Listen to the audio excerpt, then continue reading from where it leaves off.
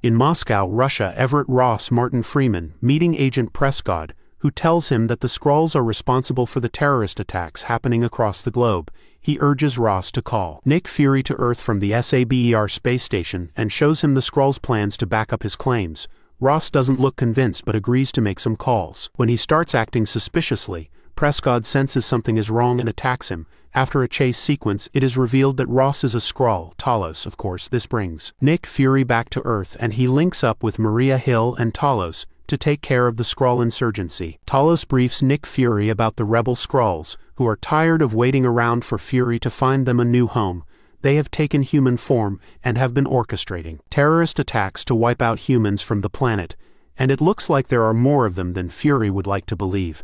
Talos was kicked out of the Skrull Council in Gravik. Kingsley Ben-Adir, a rebel leader, took his place. Elsewhere, we see James Rhodes talking to the president about Fury's absence on the space station. The president asks him to deal with Fury, naturally upset that he has abandoned his priorities in space. Fury gets kidnapped while he's on a walk, and when he reaches his destination, he is surprised to meet M16 agent Sonya Falsworth, an old accomplice. Meanwhile, we see Gia, who along with rebel Skrulls has been living in nuclear power plants that have been shut down for years.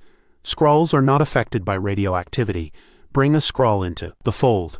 Here it is revealed that they have been living as refugees and kidnapping humans to not just take on their faces but also their minds. It is important to note that Gia is Talos' daughter who has joined Gravik and his cause.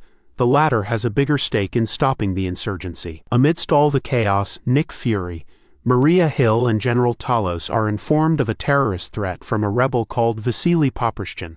They need to get a handle on the situation before Sonya, who is also looking for information against the Skrulls, finds out. And she isn't as forgiving. Gravik asks Gia to bring over bombs from Vasily. She gets her hands on the bombs before Fury and company get there. Maria fails at stopping Gia.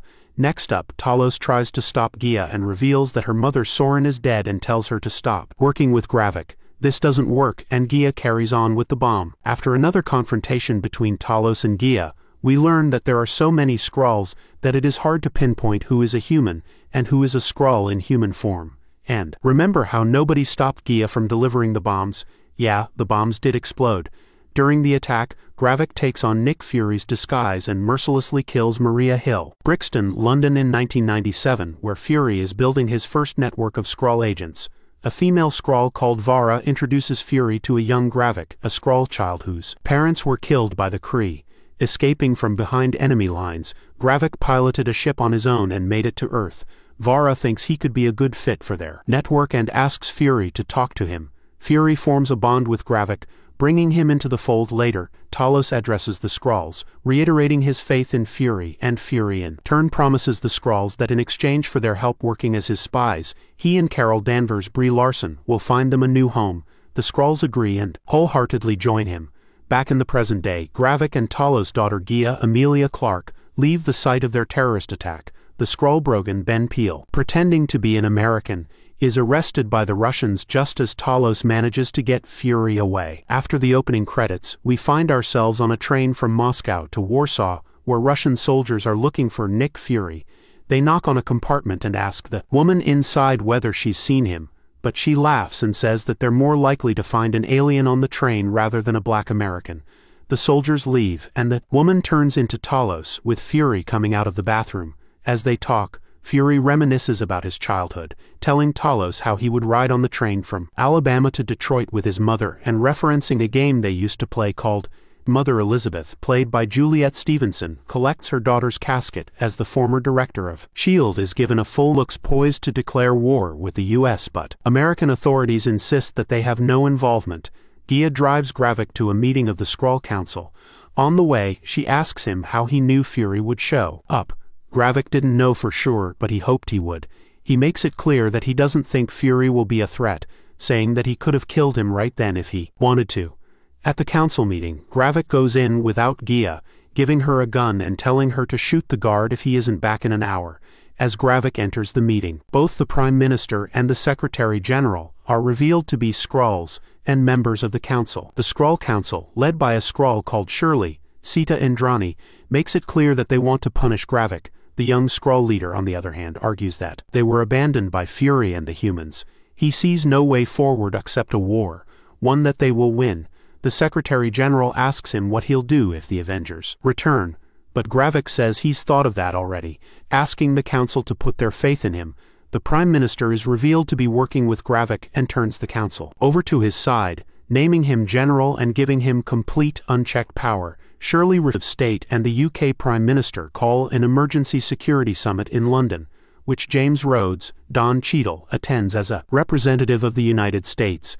The other nations question Rhodey about Fury and Hill's presence at the site of the terror attack in Moscow. He insists that while he is aware of allegations that Fury and Hill were there, if they actually were in Moscow, it would have been as private citizens.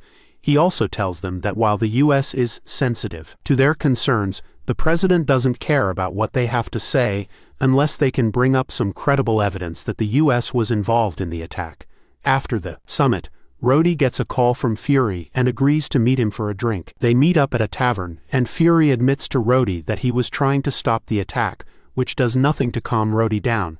Fury then divulges the Skrull threat. Rhodey suggests calling in the Avengers, but Fury insists that that would be too dangerous. If the Skrulls could duplicate the Avengers and their powers, that would be game over for humanity. Fury wants to fight this war on his own, but he wants Rhodey to back him up, which the former Avenger refuses to do.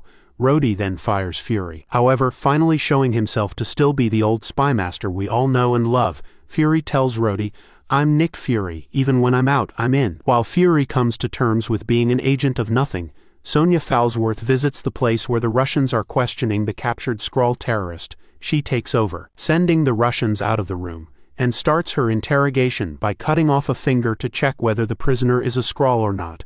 Back at New Skrullos, Gia looks up Rosa Dalton on the computer, finding a list of DNA samples the Skrulls have collected from all sorts of people and creatures, ranging from Groot to Cull Obsidian, of the Black Order to Iron Man's extremist technology. She is interrupted by Gravik, but she hides what she was doing. They have a conversation, and he talks about how he initially thought Gia might have been a spy for Talos back when she first joined him. He then reveals that they've found Brogan's location and takes her with him to go free the captured rebel. Meanwhile, Brogan does the usual posturing, refusing to reveal anything to Sonya, but she injects him with a chemical that causes his blood to boil. The excruciating pain is more than enough to loosen Brogan's tongue. While the Skrull prisoner doesn't know where Gravik is, he does drop a detail about the machine they're building, saying that he thinks it will make the Skrulls stronger. She asks who's helping them, and after some more pain, Brogan confesses that it's a married couple named Dalton. Gia and Gravik, along with Pagan and Beto, Samuel Adewunmi, make it to Brogan's location. Gravik and Pagan go in, leaving Gia and Beto in the car, and kill all the Russians standing guard. Gia leaves Beto, saying she's going to go around the back and check on things. Gravik and Pagan rescue Brogan, but Sonya escapes through a secret hatch. Gia hides and makes a call, talking in Russian. Gravik asks Brogan what he told the authorities, but Brogan lies and says he said nothing. Gravik notices the escape hatch Sonya used. After driving away, the Skrulls find the police waiting for them at their safe house. We can probably assume that's the call Gia was making. Gravik has them drive out into the woods, where Pagan executes Brogan. In the final moments of the episode, Fury heads to a storage facility where he picks up a vehicle and drives out into the countryside. We are then shown a house where a female Skrull is working in the kitchen. Fury walks in and meets the Skrull, now in human form, played by Charlene Woodard. She asks him, "Aren't you forgetting something?" And Fury steps out of the kitchen, returning with a wedding ring, which he then puts on his finger before kissing her.